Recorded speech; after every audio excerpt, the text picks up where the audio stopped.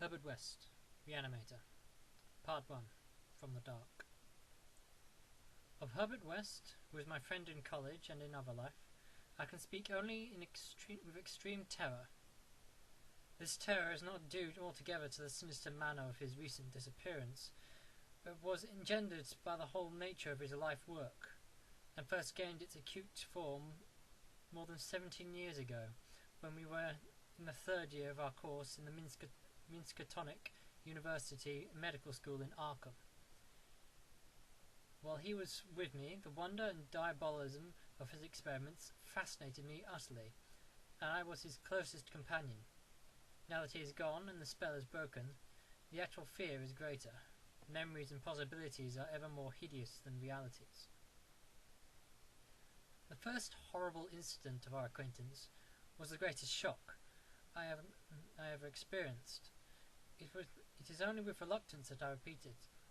As I have said, it happened when we were in medical school, where West had already made himself notorious through his wild theories on the nature of death and the possibilities of overcoming it artificially.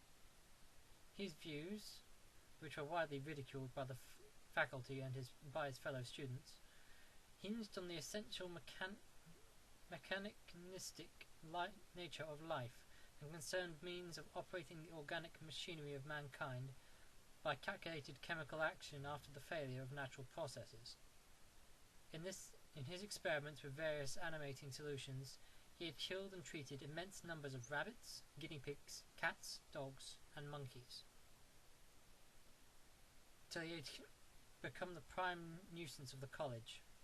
Several times he had actually obtained signs of life in animals supposedly dead. In many cases, violent signs, but he soon saw that the perfection of his process, if indeed possible, would necessarily involve a lifetime of research. It is likewise because it became clear that, since the same solution never worked alike on different organic species, he would require human subjects for further more specialized progress. It was here that he first came into conflict with the college authorities, and was debarred from future experiments by no less a dignitary than the dean of the medical school himself, the learned and benevolent Dr. Alan Halsey, whose work on behalf of the stricken is recalled by every old resident of Arkham. I had always been exceptionally tolerant of West's pursuits, and we frequently discussed his theories, whose ramifications and corollaries were almost infinite. Holding with Haeckel that all life is a chemical and physical process, and that the so-called soul is a myth, my friend believed that artificial reanimation of the dead can depend only on the condition of the tissues, and that unless actual decomposition had set in, a corpse fully equipped with organs may, with sustainable measures, be set going again in the peculiar fashion known as life. That the psychic or intellectual life might be impaired by the slight deterioration of sensitive brain cells, which even a short period of death would be apt to cause, West fully realized. It had at first been his hope to find a reagent which would restore vitality without the actual advent of death, and only repeated failures on animals had shown him that the natural and artificial life motions were incompatible. He then sought extreme freshness in his specimens, injecting his solutions into the blood immediately after the extinction of life.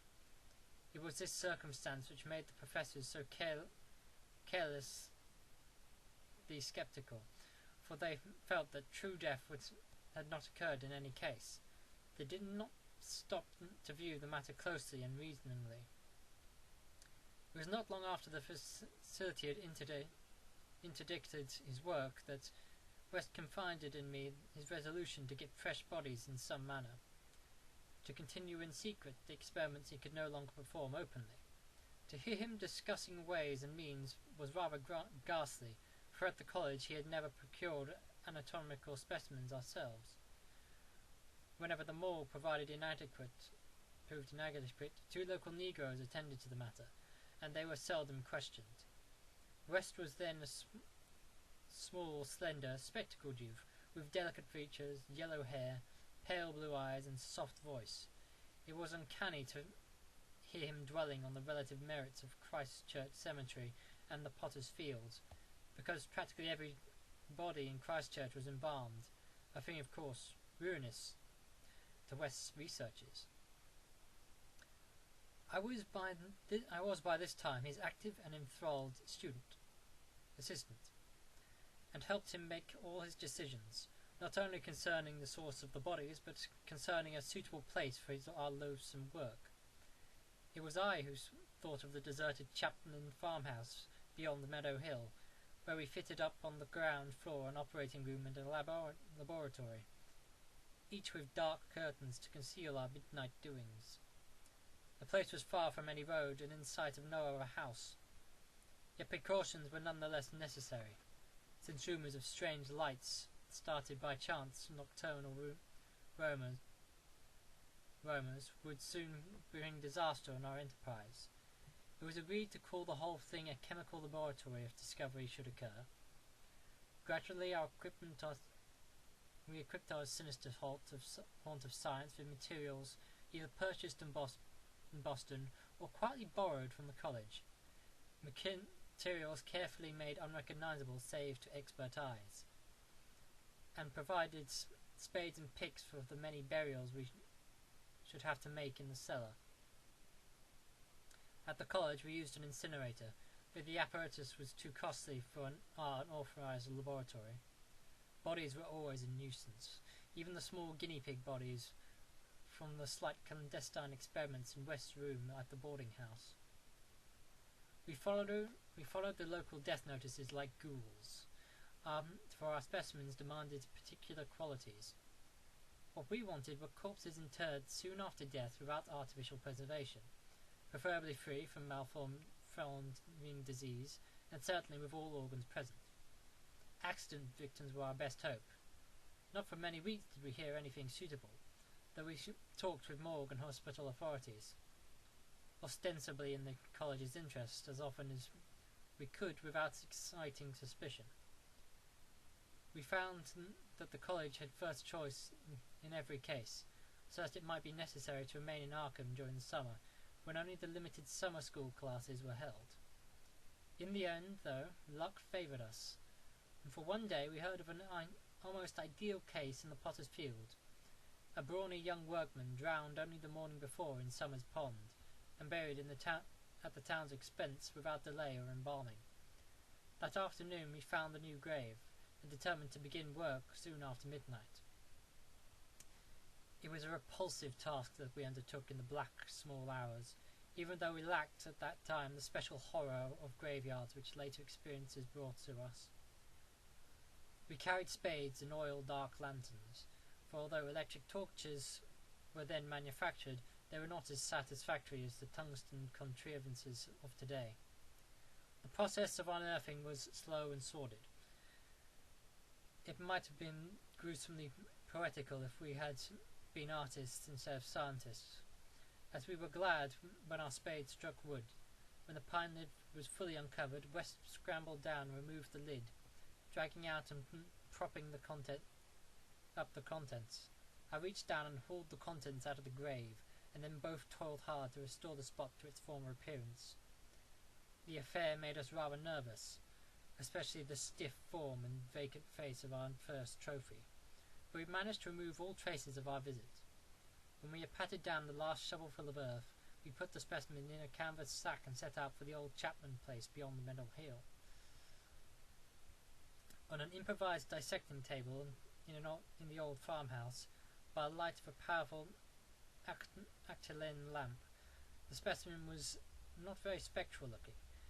It had been a sturdy and apparently unimaginative youth of wholesome plebeian type, large-framed, grey-eyed and brown-haired, a sound animal without psychological subtleties, and probably having vital processes of the simplest and healthiest sort. Now, with the eyes closed, it looked more asleep than dead, though the expert test of my friend soon left no doubt on the score. We had at last what West had been longed for, a real dead man of the ideal kind, ready for the solution, prepared according to the most careful calculations and theories for human use. The tensions on our part became very great. We knew that there was scarcely a chance of anything like complete success, and we could not avoid the hideous fears at possible grotesque results of partial animation. Especially were we apprehensive concerning the mind and pulses of the creature, since in the space following death some of the more delicate cerebral cells might well have suffered deterioration. I myself still held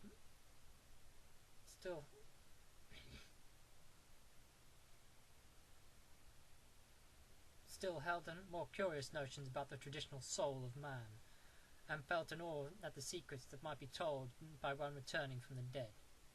I wondered what sights this placid youth might have seen in inaccessible spheres, what he could relate if fully restored to life. But my wonder was not overwhelming, since for the most part I shared the materialism of my friend.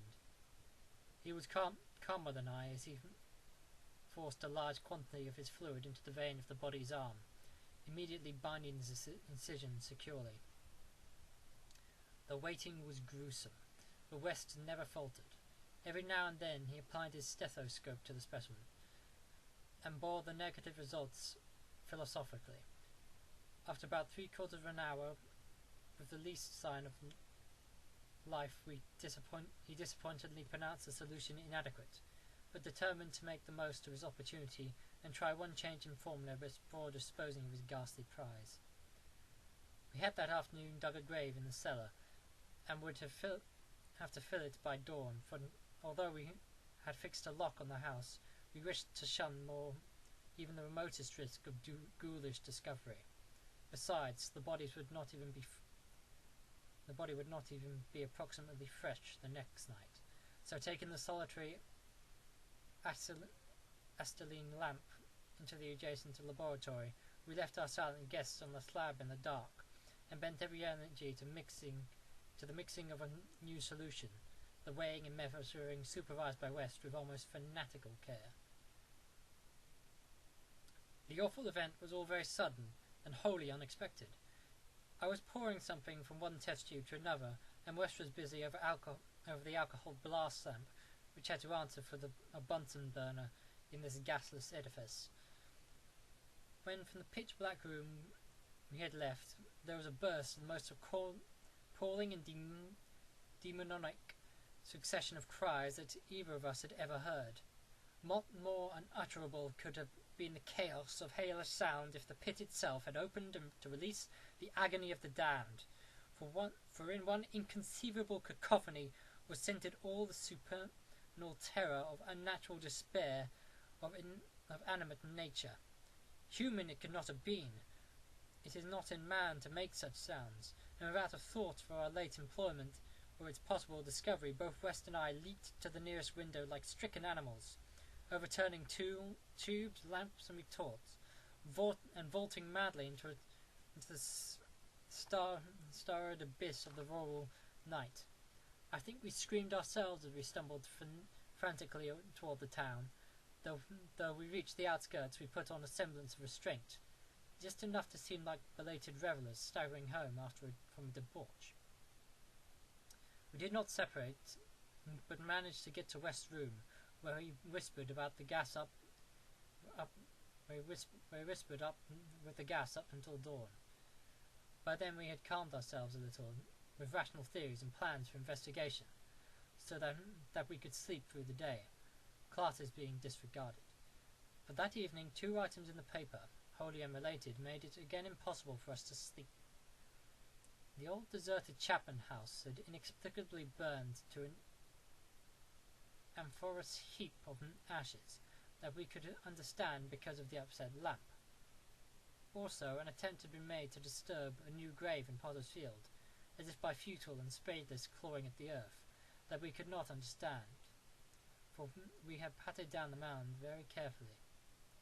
And for 17 years after that, West would look frequently over his shoulder and complain of fancied footsteps behind him. Now he's disappeared.